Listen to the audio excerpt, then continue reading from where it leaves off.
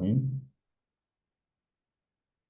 Bien, bueno, como les decía, esta es la primera clase del curso. La semana pasada comenzamos haciendo una presentación general del mismo, presentamos todas las temáticas que vamos a tratar en el curso y simplemente fue una introducción. Yo probablemente en esta semana voy a grabar esa clase que di la semana pasada para que todos los que quieran sumarse al curso y no hayan podido hacerlo la puedan tener o consultarla. Así que bueno, vamos a arrancar nuestra primera clase con una cita. En general, esto lo voy a hacer todas las clases. Me parece que son interesantes para pensar un poco en algunos conceptos, ¿no? Y esta cita dice, la memoria intenta preservar el pasado solo para que le sea útil al presente y a los tiempos venideros. Procuremos que la memoria colectiva sirva para la liberación de los hombres y no para su sometimiento, ¿no? Esto lo dijo un medievalista muy importante llamado Jacques Le Goff. Eh, y la cita me parece importante porque la memoria está, como muestra la cita, está muy ligada a la utilidad. Y la memoria obviamente es una conexión entre el pasado y el presente. Obviamente Legoff estaba pensando probablemente en los abusos de la memoria, en una expresión que vamos a retomar hoy un poco más tarde, que se hizo durante el siglo XX, ¿no? Pienso, por ejemplo, en las reescrituras de las historias nacionales, cuyo quizás ejemplo más extremo son la Alemania nazi y la Unión Soviética, pero bueno, en general la memoria es un concepto que está muy atravesado por el poder y la práctica de la memoria está muy ligada a los procesos de identidad colectiva. Así que, bueno, es un tema que vamos a retomar mucho en el curso porque, bueno, justamente el curso trabaja sobre la conexión entre memoria, poder, olvido e historia. Bien, para presentar los estudios de la memoria, tenemos que hablar de este hombre que aparece a la izquierda de la pantalla, llamado Maurice Holbach, que, digamos, eh, es uno de los fundadores, yo diría el fundador de los estudios de la memoria.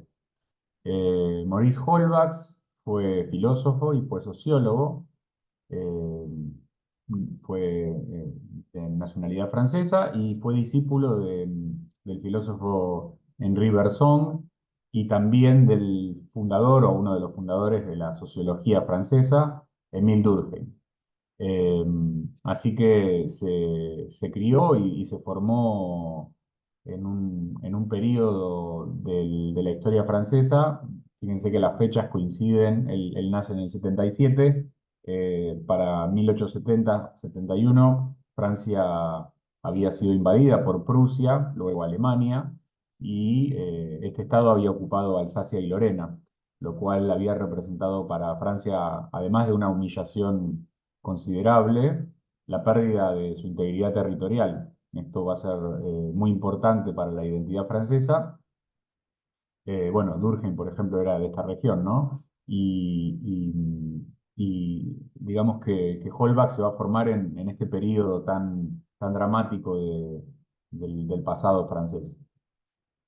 Henri Bergson va a ser uno de los primeros en trabajar, él trabaja mucho con la psicología, está muy interesado en todo el desarrollo de esta nueva disciplina, pensemos que es el periodo, por así decirlo, en el que trabaja, es el periodo donde las teorías psicoanalíticas están en pleno auge, se están divulgando los textos de Freud, y a Bergson le interesa mucho el tema de la memoria, le interesa adaptar, por así decir, los conceptos de la psicología individual, la psicología psiquiátrica, a los fenómenos colectivos.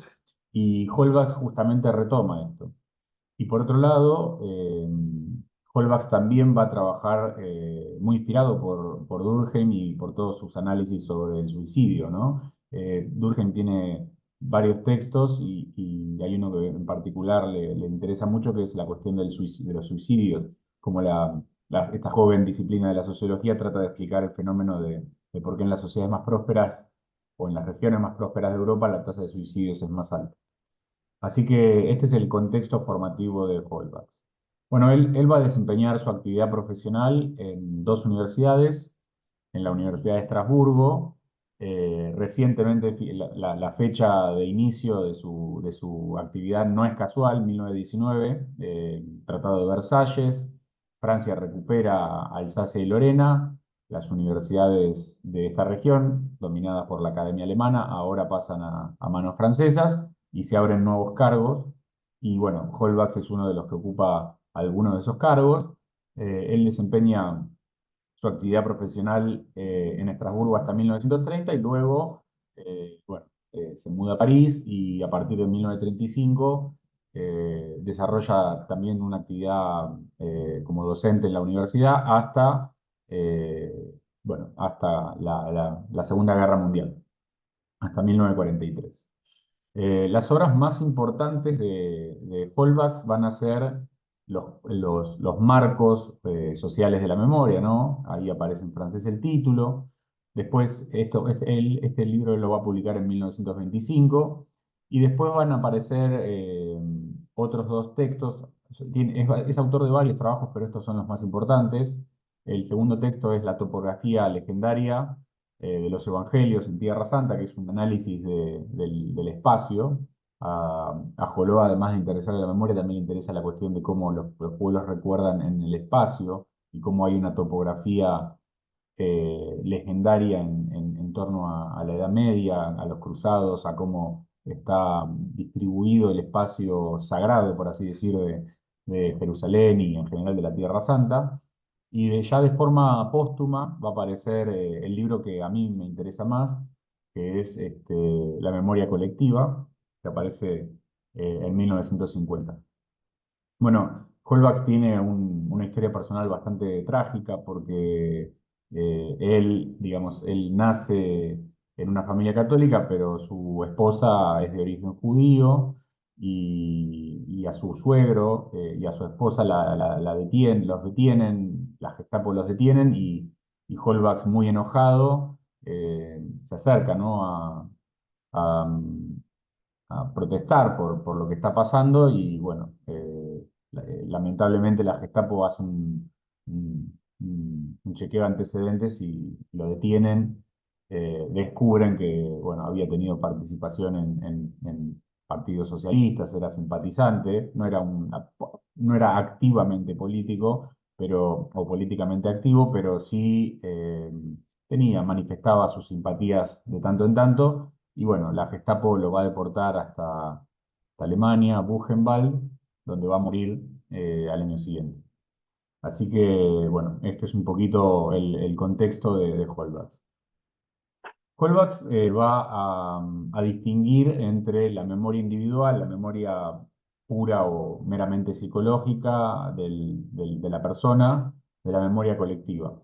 En este libro que yo les mencioné, La Mémoire collective, él va a distinguir estos dos tipos de memoria, eh, diciendo no necesariamente que los pueblos recuerdan, es decir, no es que el pueblo va a recordar en sí, sino que lo va a hacer a través de los individuos, pero que los individuos van a participar de dos tipos de memoria. Así que les copio una cita, les paso una cita que explica un poco esto. Leo, ¿sí? Entonces existe una memoria individual y una memoria colectiva. En otras palabras, el individuo participa en dos tipos de memoria, pero adopta una actitud bastante diferente, incluso contraria, según participe en una u otra. Por un lado, sitúa sus propios recuerdos dentro del marco de su personalidad, su propia vida personal. Considera como propios los que comparte con otras personas solo en el aspecto que le interesa por distinguirlo de los demás. Es decir, todos nosotros cargamos con una serie de recuerdos que no son absolutamente privados e individuales. No importa si estos recuerdos hacen referencia a otras personas, a algún pueblo o son colectivas, pero son nuestras, ¿sí? Son exclusivamente nuestras. Nadie puede reemplazar esa memoria individual. Pero por otro lado, dice Holbach, eh, También el individuo puede actuar meramente como miembro del grupo, ayudando a evocar y mantener recuerdos impersonales de interés para el grupo. Estas dos memorias a menudo se entrelazan, en particular la memoria individual, para corroborar, precisar e incluso cubrir los vacíos en sus recuerdos, se apoya en, se reubica dentro y se fusiona momentáneamente con la memoria colectiva. Sin embargo, aún sigue su propio camino, asimilando gradualmente los depósitos adquiridos. La memoria colectiva, por su parte, abarca los recuerdos individuales mientras sigue siendo distinta de ellos. Evoluciona según sus propias leyes y cualquier recuerdo individual que pueda penetrar en ella se transforma dentro de una totalidad que no tiene conciencia personal. Entonces, eh, por ejemplo, todos nosotros atravesamos, como digamos, hoy, ahora que estamos conformando temporariamente un grupo de estudio, todos nosotros podemos, por ejemplo, evocar nuestro recuerdo de el comienzo de la pandemia, por ejemplo, yo pienso, ¿no? ¿Qué estábamos haciendo el día que, por ejemplo, nos enteramos que eso ocurría?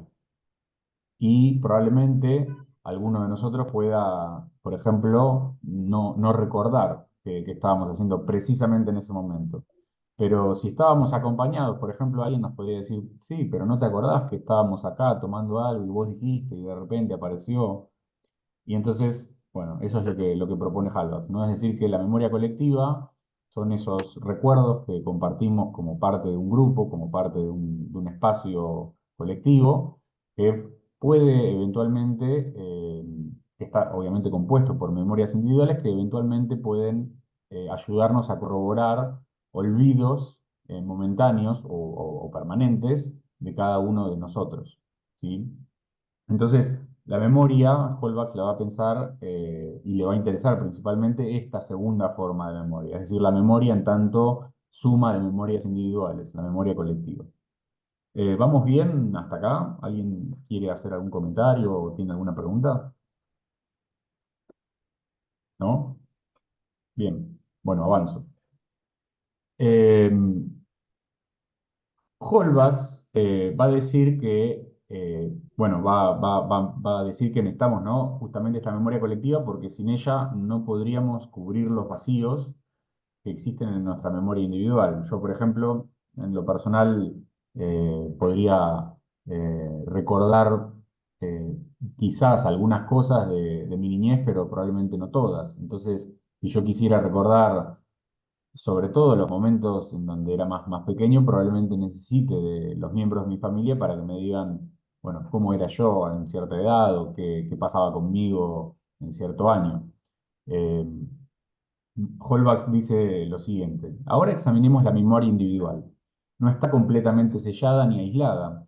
Un hombre a menudo debe recurrir a los recuerdos de otros para evocar su propio pasado.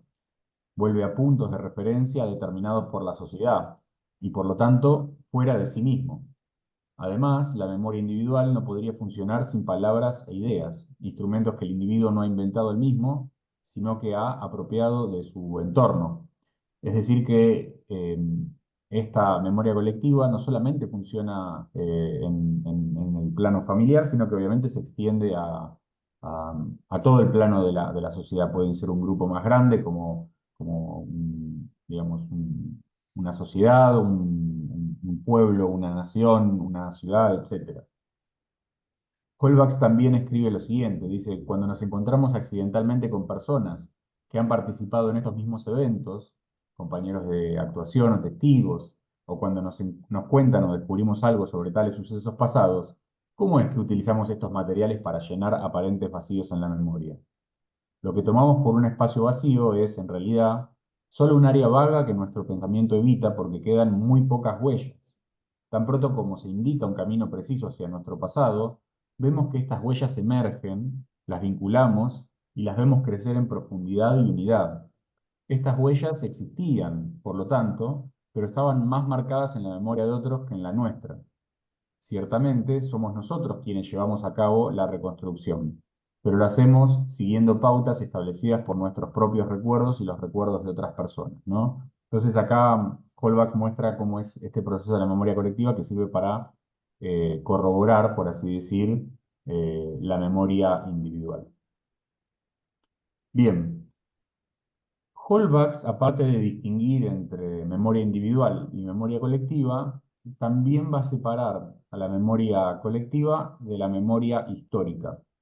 Holbach está escribiendo en un contexto, más o menos a partir, yo diría que su producción arranca fuerte a partir de 1915, 1920, en donde todavía las disciplinas sociales, las ciencias sociales, están muy imbuidas por el positivismo característico del siglo XIX, ¿sí? Estos consensos tan importantes sobre las ciencias sociales están empezando a resquebrajarse, están empezando a sufrir ciertos cuestionamientos que tienen que ver con la crisis en la cultura que va a comenzar a partir de la Primera Guerra, la crisis del positivismo, pero todavía no están del todo cimentados estos cuestionamientos. Entonces, bueno, Holbach y sus contemporáneos van a pensar a la disciplina histórica desde un punto de vista bien científico, la van a pensar como una ciencia y la van a pensar como una disciplina que tiende hacia el ideal de las ciencias naturales o exactas. Así que tengamos esto en cuenta a la hora de ver qué dice Holbach sobre la memoria colectiva y la memoria histórica. Bien, Holbach entonces va a distinguir entre estos dos tipos de memoria, ¿sí? Dice lo siguiente: cargo con una carga de recuerdos históricos que puede aumentar a través de conversaciones y lecturas, pero sigue siendo una memoria prestada, no propia. Estos eventos han influido profundamente en el pensamiento nacional, no solo porque han alterado las instituciones, sino también porque su tradición perdura muy viva en la región, provincia, partido político, ocupación, clase e incluso en ciertas familias o personas que lo experimentaron en primera persona. Para mí son concepciones o símbolos. Los imagino más o menos como lo hacen otros. Puedo imaginarlos, pero no puedo recordarlos. Para mí, por ejemplo, ese tipo de memorias, por así decir, colectivas, que están fuera del rango de mi edad, yo tengo 40, podría ser, por ejemplo, la última dictadura militar. Es decir, yo puedo imaginar cómo fue la última dictadura porque mis padres me han contado, puedo imaginar el horror de los abusos que se cometieron en esa época, puedo imaginar, digamos, las emociones de las personas, puedo incluso vívidamente, digamos, sentir como algo similar, puedo tener No, cierta no, no, empatía, ya, personas que mira. participaron. Hola, No sé, Maile. yo año lo dejé ahí, tampoco sé si me respetaron la toalla. Perdón, Mailén, bienvenida. Muteé un segundito tu, tu pantalla porque justo había un poco de ruido, ¿sí? Te saco el muteado. ¿Qué tal? A ver. Bien, ¿me escuchás? Tenés que desmutearte ahora vos. Hola, Ahí está. perdón, yo estaba No, tratando de entrar al Meet y recién claro, vi los correos que mandó esta mañana. no, no, En, no te en otro preocupes. momento, en otro momento me gustaría saber el contenido del programa y algunas lecturas recomendadas porque me perdí la clase pasada, no me di cuenta y me anoté a dos cursos en el mismo horario y nada, me interesa la temática de este también. Bien, Eso era. bueno, gracias por el interés. Mailén, te cuento que la semana pasada hicimos simplemente una presentación del curso. Yo te puedo pasar si no te dieron el programa y te cuento que estamos grabando la clase y que yo en esta semana voy a grabar la primera clase también, así podés, si vos querés, verla también. La voy a subir a YouTube, después les voy a pasar la información, ¿sí? Sí, muchas gracias. No, por favor.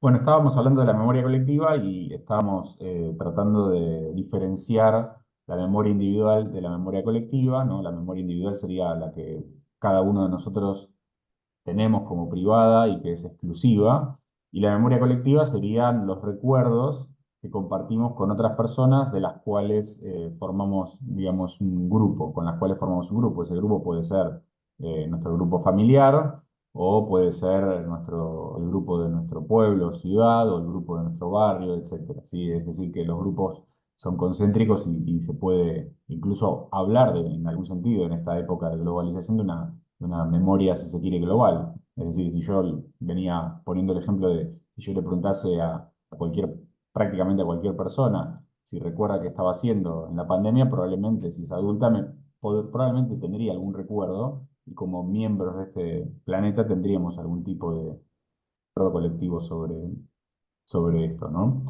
Y estaba diciendo también que, bueno, la memoria colectiva no es necesariamente lo mismo que memoria histórica. Y Holbach, espérenme un segundito, ahí está. Y Holbach justamente va a hablar de memorias colectivas que son memorias no necesariamente vividas. Y yo, justo cuando entró Mailén, había puesto como ejemplo la última dictadura militar, o también se me ocurre, por ejemplo, la guerra de Malvinas. Es decir, eh, yo puedo, a través de la imaginación, recordar, o por así decir, reconstruir en mi imaginación una memoria, reconstruir una memoria colectiva no necesariamente vivida.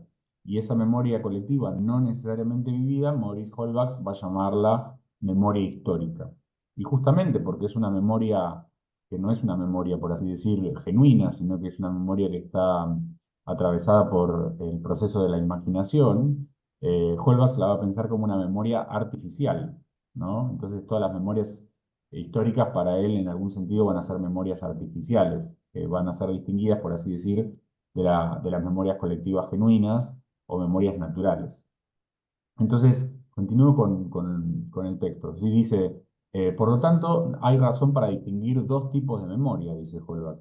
Podrían etiquetarse, si se prefiere, como memoria interna y memoria externa, o memoria personal y memoria social. Consideraría más precisas memoria autobiográfica y memoria histórica.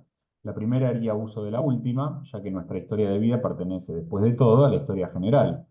Naturalmente, la memoria histórica cubriría un área mucho más amplia de tiempo. Sin embargo, representaría el pasado solo de manera condensada y esquemática, mientras que la memoria de nuestra propia vida representaría o presentaría un retrato más rico con una mayor continuidad. Es decir, que una diferencia adicional, según Holbach, sería que la memoria, por así decir, histórica, por cubrir un tiempo mayor, necesariamente está atravesada de huecos, agujeros, olvidos, eh, y a su vez, por así decir, la memoria colectiva es una memoria más densa, más completa, más natural, más orgánica. Bien, ¿alguna pregunta? ¿Alguien quiere hacer algún comentario? ¿Quiere señalar algo? Yo tengo una pregunta. Te escucho, ¿La Maylin, sí. memoria personal con el tiempo no puede de alguna manera como contaminarse con una memoria colectiva en construcción al mismo tiempo? Sí, Si uno no completamente. puede agregar detalles o impresiones a lo largo del tiempo, teniendo más acceso a más información que fue producida en el mismo momento en el que esa persona tenía su experiencia. Sí, completamente. Y justamente Maurice Holbach dice que la memoria colectiva muchas veces corrobora, completa y sirve para justamente, digamos, es una memoria que muchas veces sirve para adicionar información a memorias individuales o que están incompletas o que no son del todo precisas. Obviamente esto implica que eventualmente una memoria colectiva puede modificar, por así decir, la forma en la que recordamos, con lo cual la memoria individual eh, puede que con la repetición o la presión, por así decir, de un cúmulo de memorias colectivas antagónicas, quede simplemente como una versión descartada de lo recordado. Por ejemplo, si a mí me gusta quizás en este caso pensar en ejemplos porque por ahí se vuelve un poco abstracta la discusión, pero si yo, por ejemplo, de niño tuviese un recuerdo sobre cierto, digamos que yo recordaba que tenía un juguete de cierto color, que ese color era rojo, y si pasase el tiempo, y lo hablase con miembros de mi familia que me vieron crecer y que me dijesen, no, pero ese juguete no era de cierto color, era de color azul, por ejemplo, quizás esa memoria que yo tenía, esa memoria original, estuviese errada y la memoria colectiva serviría en ese caso para corroborar que mi memoria individual tenía errores. Por supuesto que sí, esto puede ocurrir. Obviamente que cuando los pueblos recuerdan, muchas veces recuerdan con ese tipo de errores. Es decir, podemos pensar en trasladar estos simples errores de la memoria individual a errores colectivos groseros. Por ejemplo, cuando un pueblo decide no recordar o recordar parcialmente partes de su pasado, porque o la experiencia es traumática o porque la experiencia es inaceptable y el recuerdo entonces de ese pasado debe ser modificado consciente o inconscientemente para evitar digamos, afecte negativamente al presente. Así que sí, por supuesto que los recuerdos, tanto individuales como colectivos, pueden ser erróneos y muchas veces las memorias colectivas eh, sirven para corroborar esos errores o incluso sirven para cimentarlos, es decir, muchas veces sirven para respaldarlos. Bien, avanzo con memoria colectiva e histórica, ¿sí? Porque Holbach agrega algunas cosas más, ¿sí? Eh, Él va a oponer muy claramente la memoria colectiva a la memoria histórica. Por ejemplo, va a decir, la memoria colectiva no es lo mismo que la historia formal. Y memoria histórica es una expresión bastante desafortunada porque conecta dos términos opuestos en más de un aspecto. Sin duda, la historia es una recopilación de los hechos más notables en la memoria del hombre. Esto es interesante, ¿no? Pensar a la historia como una recopilación de hechos memorables. Pero los eventos pasados, leídos en libros y enseñados y aprendidos en escuelas, son seleccionados, combinados y evaluados de acuerdo con necesidades y reglas no impuestas a los grupos que a través del tiempo los habían guardado como un fideicomiso vivo. Esta metáfora de la memoria colectiva como un fideicomiso vivo me gusta mucho, ¿no? Es decir, que para Holbach la memoria colectiva está muy vinculada a un grupo. Ese grupo puede ser nuestra familia o puede ser nuestro país, o si quieren, bueno, ya hablando en términos más generales, la especie. Pero claramente él piensa que la memoria colectiva responde a un grupo en concreto, sea ese un grupo pequeño o un grupo grande, mientras que la historia responde a otro grupo que puede pensarse como vinculado con ese grupo originario, pero que ya no es ese grupo. Es decir, que acá Holbach un poco refuerza la idea de que la memoria histórica es una memoria relativamente artificial. ¿Por qué? Bueno, porque está creada a partir de una selección, de una combinación y de una evaluación desde el presente. Es decir, el grupo desde el presente tiene que hacer tiene que tomar una decisión muy difícil, que es a partir de este cúmulo de memorias colectivas pasadas, yo tengo que elegir. No puedo recordar todo, ¿no? Siempre pienso en el cuento de ficciones de Borges, Funes el Memorioso. Es imposible recordarlo todo. Entonces, si vamos a recordar algo, bueno, ¿qué es lo que vamos a recordar? Para mí un disparador para el curso fue, digamos, todo el debate que se está haciendo en Argentina sobre el concepto de memoria completa. Yo no me quiero meter en la cuestión política, pero simplemente me pareció muy interesante que, bueno, se plantease que ciertas personas que vivieron la última dictadura militar sintiesen que no se estaba contando la verdad completa, ¿no? Y ahí hay, digamos, claramente una disputa por el recuerdo, es decir, quién recuerda, qué se recuerda, cómo se recuerda. Continúo con la lectura, ¿sí? La historia general comienza solo cuando la tradición termina y la memoria social se desvanece o se desintegra. Esto es muy interesante y va a afectar mucho lo que vamos a ver más adelante cuando hablemos del tema en sí, es decir, de la Primera Guerra Macedónica. Justamente porque esta frase a mí me marcó mucho cuando dice la historia empieza cuando la tradición o la memoria social termina. Es decir, Holbach piensa que no puede haber verdadera historia a menos que los responsables, los participantes, hayan desaparecido y solo haya quedado su recuerdo. Continúa la lectura, mientras un recuerdo continúe existiendo, es inútil escribirlo o fijarlo de otra manera en la memoria. De igual manera, la necesidad de escribir la historia de un período, una sociedad o incluso una persona solo se despierta cuando el sujeto ya está demasiado distante en el pasado para permitir el testimonio de aquellos que conservan algún recuerdo de él. La memoria de una secuencia de eventos puede ya no contar con el apoyo de un grupo. El recuerdo de participación en los eventos o de soportar sus consecuencias, de participar en ellos o de recibir un relato de primera mano de participantes y testigos, puede dispersarse entre varios individuos, perderse entre nuevos grupos, para quienes estos hechos ya no tienen interés porque los eventos son definitivamente externos a ellos. Es decir, que acá Holbach para mí está, digamos, dando en la tecla con las dinámicas de la memoria histórica. La memoria histórica va a tener que operar como la memoria colectiva a partir de una selección, y esa selección se va a hacer siempre desde el presente. Ese presente va a estar definido por, obviamente, las prácticas culturales, los valores, por las condiciones históricas del momento y necesariamente van a afectar, por así decir, en su selección, qué es lo que se cuenta, cómo se lo cuenta y para qué se lo cuenta. Entonces la historia está, bueno, vinculada con el pasado, pero necesariamente con el presente también.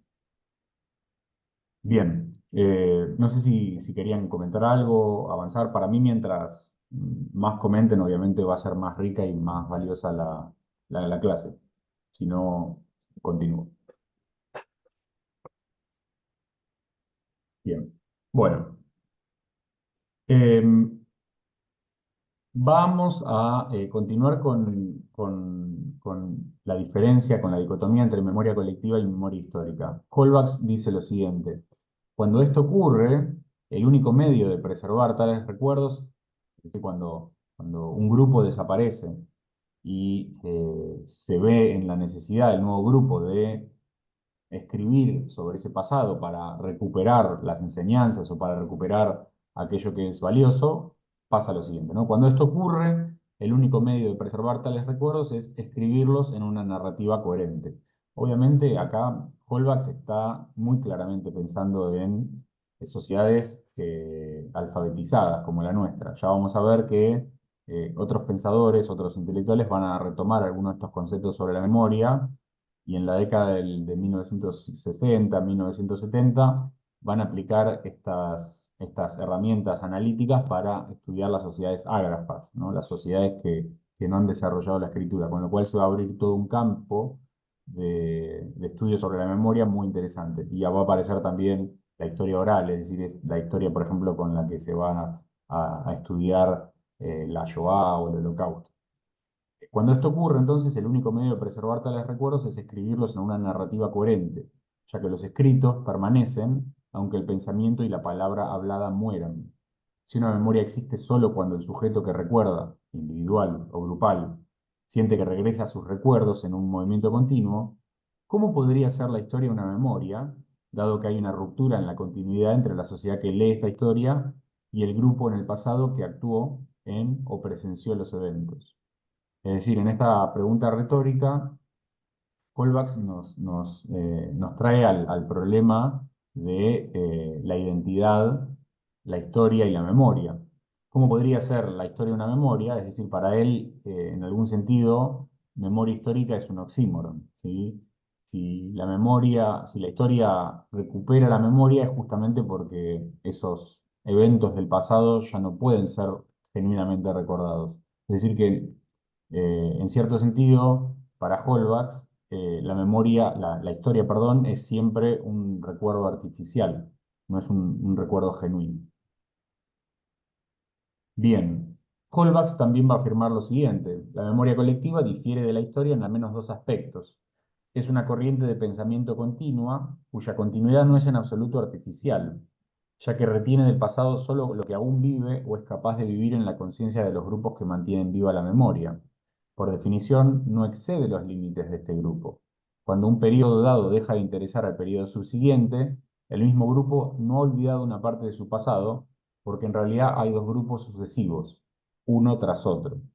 Es decir, que la memoria siempre, colectiva, siempre va a estar ligada a un grupo y por lo tanto siempre va a estar unida a una identidad.